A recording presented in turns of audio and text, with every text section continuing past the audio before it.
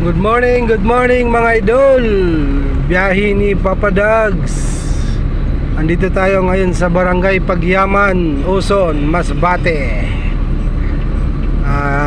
Dito tayo shortcut papuntang Mactan del Carmen.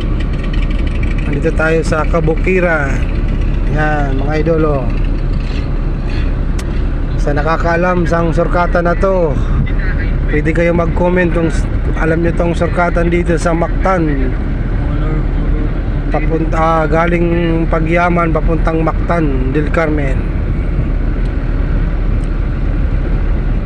So medyo makulimlim na mainit mga idol ang panahon sa biyahe ni Papa Dags.